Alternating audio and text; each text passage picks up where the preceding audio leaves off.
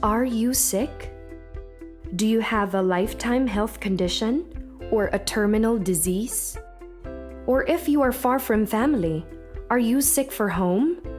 Sick for their voice, their touch, their presence? Then you know that whatever it is that ails you, it is not beyond the healing power of Jesus Christ. He made the blind see, the deaf hear, the mute speak, and the lame walk. He even made the dead rise. Let Jesus, the healing specialist, take that sickness away. Isang mapagpalang araw po sa inyong lahat. Welcome sa ating day 3. Ibig sabihin, miracle number 3 na po tayo. Hakbangin din po ito, palapit sa puso ng ating Panginoong Hesus. Excited po ako sapagkat kung may kapahayagan sa miracles 1 and 2, naniniwala po ako may panibagong kapahayagan ng Panginoong Hesus sa bawat isa sa atin pagdating po sa miracle number 3. Ito po ay the healing at the pool of Bethesda. John chapter 5 verses 1 to 9. Sabay-sabay po nating basahin. The healing at the pool. Sometime later, Jesus went up to Jerusalem for one of the Jewish festivals. Now there is in Jerusalem near the Sheep Gate a pool, which in Aramaic is called Bethesda, and which is surrounded by 5 covered colonnades. Here a great number of disabled people used to lie, the blind, the lame, the paralyzed. One who was there had been an invalid for 38 years. When Jesus saw him lying there and learned that he had been in this condition for a long time, he asked him, "Do you want to get well?" Para harapin po nung tao ang the deepest longing of his heart. Okay, verse 7. Sir, the invalid replied, "I have no one to help me into the pool when the water is stirred. While I am trying to get in, someone else goes down ahead of me." Then Jesus said to him, dito po nag-appear ang ating specialist. Ayan. Then Jesus said to him, "Get up, pick up your mat and walk." At once the man was cured. He picked up his mat and walked. The day on which this took place was a Sabbath. Jesus, the healing specialist. Yan po ang miracle number 3. I-discuss po natin ang ilang mga bagay para makita po natin ang yaman ng kapahayagan ng ating Panginoon. Una po, i-discuss natin yung place, Bethesda. Beth-esda. Doon po galing ang Bethesda. Beth is house, Esda is mercy. So house of mercy, parang Bethel, Bethel, house of God, El is God.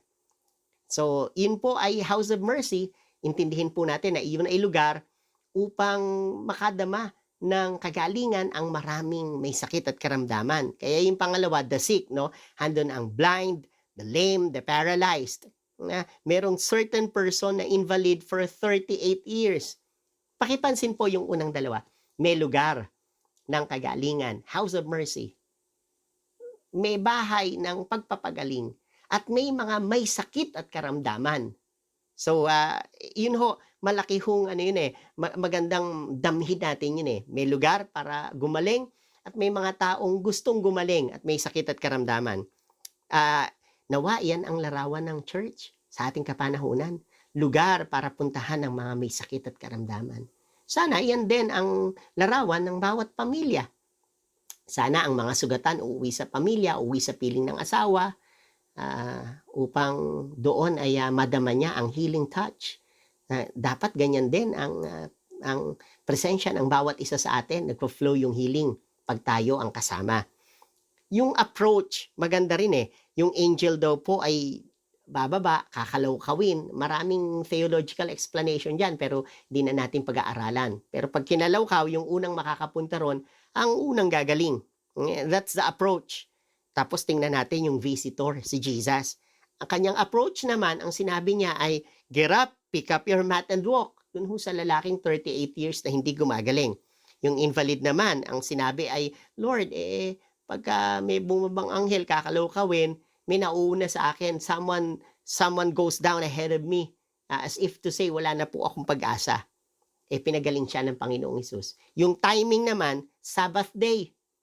Sa panahon na dapat ay sa kanilang pagtanaw ay kapahingahan, doon po hindi na mahinga ang Panginoon, siya'y nagpagaling sa araw ng Sabbath day.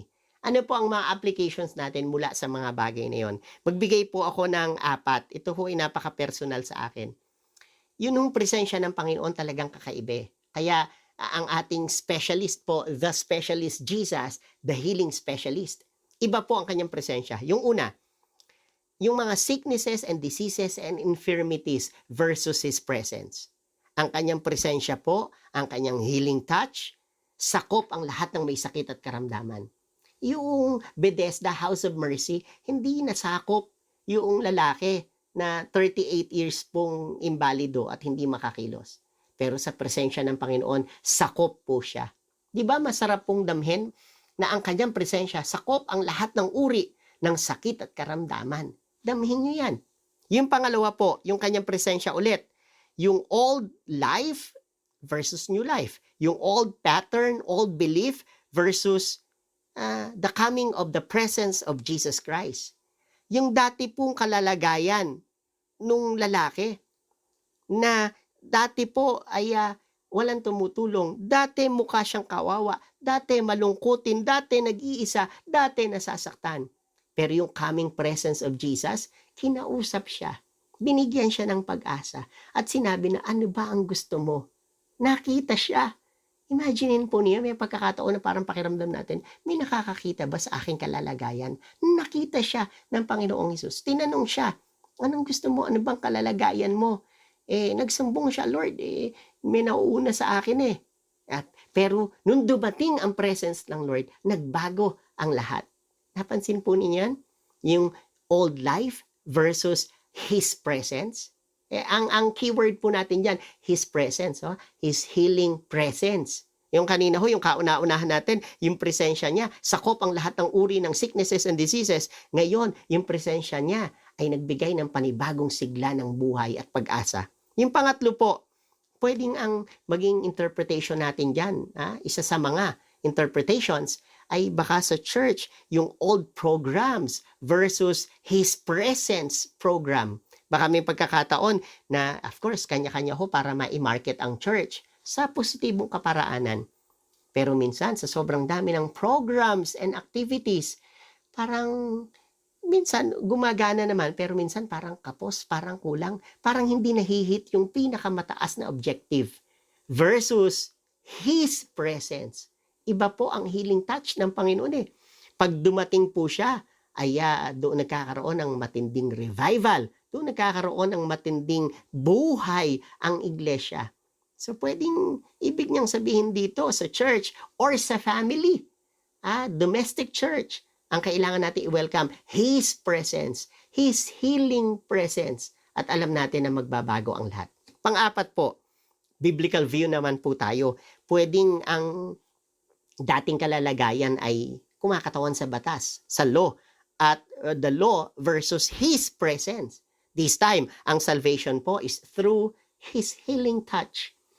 Malapit na siyang maligtas konti na lang, pero hindi ho siya makalakad doon sa tubig. Parang batas, na malapit na ang kaligtasan pero hindi pa.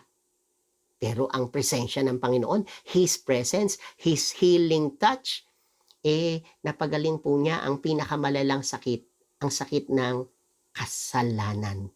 Ang sakit ng kasalanan. At nung dumating po siya, ay nabigyan po tayo ng kapahingahan, ng kagalingan.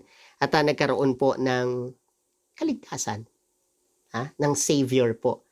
Bilang healing specialist, sakop po niya ang lahat ng uri ng sakit at karamdaman. Sakop po niya ang ating nararamdaman, kaya kaya niya tayong bigyan ng panibagong buhay, kaya niya tayong bigyan ng panibagong strategy sa church, sa family, and last po, kaya niyang bigyan ng panibagong pag-asa. Ang tunay na kaligtasan ay alok ng presensya ng ating Panginoong Hesus. Tandaan natin, the specialist, the healing specialist, our Lord Jesus Christ is with us. Hindi po siya nagbabago. Sa lahat ng bahagi ng ating katawan, anumang uri ng sakit at karamdaman, damhin po natin ang kagalingang dulot ng presensya ng ating Panginoong Hesus. Tanggapin po natin siya sa ating buhay.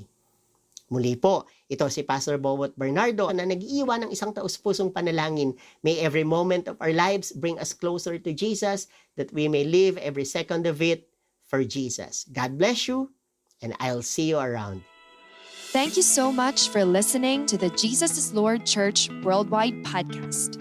Please subscribe to this podcast so you won't miss a single episode. To know more about the JIL ministry, please visit jilworldwide.org. Until next time, God greatly bless you.